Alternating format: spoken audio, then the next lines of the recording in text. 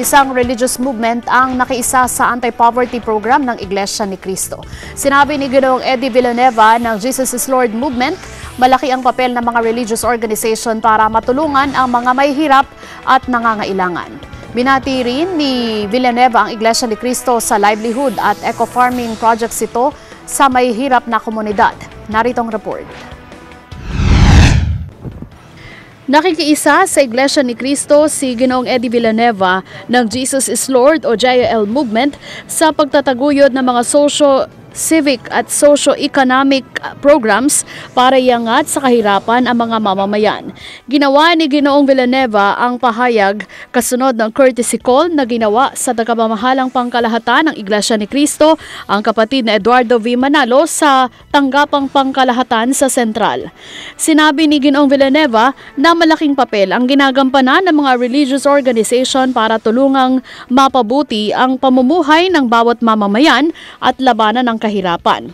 Ipinarating din ni Ginoong Villanueva ang pagbati sa Iglesia ni Cristo sa mga napabalitang programa nito gaya ng livelihood at eco-farming projects sa mga mahihirap na komunidad.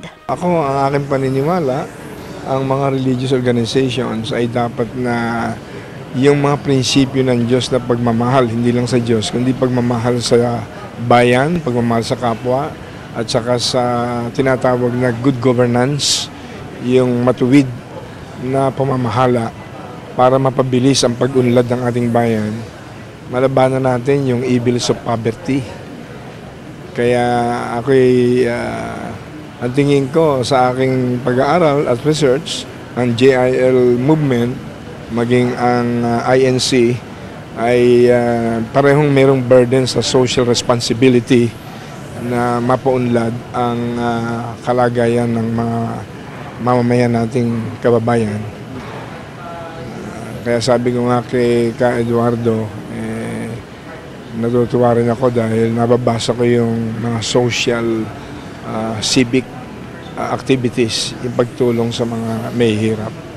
Kaya suportado ni Ginoong Villanueva ang panawagan ng Iglesia ni Cristo sa iba pang mga organisasyon na gawin ang kanilang bahagi para sa pagkalinga sa mga mahihirap na mamamayan. Sa panawagan ng INC, kailangan ng isang multi-sectoral cross-religious effort para labanan ang kahirapan na maituturing na rin ngayong public enemy number 1. Bagamat magkakaiba ng kapaniwalaang panrelihiyon, naniniwala ang Iglesia ni Cristo na kailangan ng pagtutulungan ng lahat para labanan ang lumalagong social inequality sanhi ng kahirapan. Lahat po ng nagmamahal sa Diyos at lahat ng nagmamahal sa bayan dapat magkaisa sa napakadakilang pagtulong sa kapwa. Kasi sabi ni Jesus sa Matthew 25, yung ginawa mo sa mga may hirap na kapatid na ito, sa akin mo ginawa. Kaya palagi ko katanggap-tanggap yan sa lahat. Kaya purihin natin ang Diyos at congratulations sa inyo. Welcome din sa anak nitong si dating TESDA Director General Joel Villanueva ang advokasiyang isinusulong ng Iglesia ni Cristo. Sinabi ng nakababatang Villanueva na sa 5 taong pakikipag-partnership ng TESDA sa INC, isinulong ang technical, vocational at training programs na magbibigay ng higit na trabaho sa mamamayan. Suportado din niya mga socio-economic activities na inilunsad ng INC, pangunahin na ang lingap sa mamamayan. So ito po yung nais nating ipagpatuloy at isa po sa mga napagkasunduan ay yung pong idea na pagkakaroon ng common ground doon po sa munisipyo ng Bukawi, considering na nandyan nga po yung center ng JIL Church at ng Iglesia ni Cristo, yung Philippine Arena. So ang laking bagay po na mapag-usapan ito at ang laking bagay na mabigyan tulong ang ating minamahal na Bukawi, ang ating mga kababayan doon sa Bukawi at maging ang buong lalawigan ng Bulacan at bansang Pilipinas. Samantala, sang-ayon din si Ginoong Villanueva sa ginagawang pakikipaglaban ng INC sa religious freedom nito. Pangunahing karapatan anya ng bawat lahi ang kalayaan sa pagsamba at hindi ito maaaring panghimasukan ng anumang puwersa. Religious freedom. Abay, ang religious freedom talagang basic freedom ng tao yan eh. Talagang una sa Diyos nang galing yan eh, religious freedom. Hindi dapat isuppress yan eh.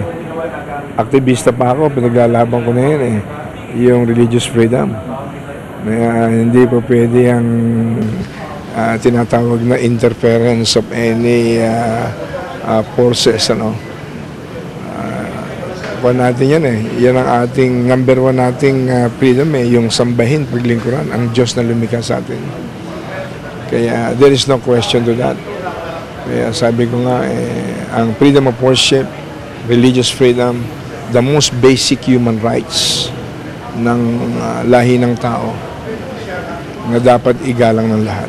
Naniniwala din si Ginoong Villanueva na bahagi ng mga pagsubok na pinagdadaanan ng alinmang samahan na panrelihiyon ang mga kasalukuyang isyong kinakaharap ng Iglesia ni Cristo.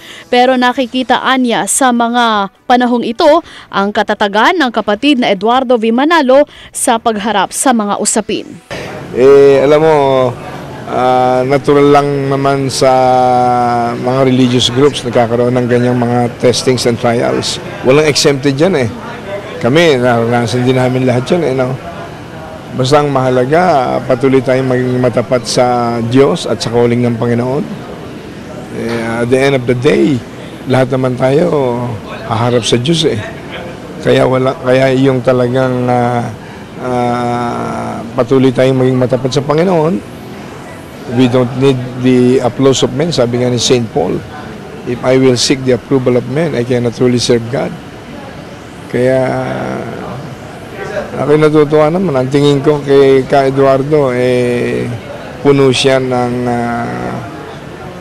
katatagan at saka ng peace of the Lord. Para sa Eagle News, Weng De La Fuente, I'm 1 with 25.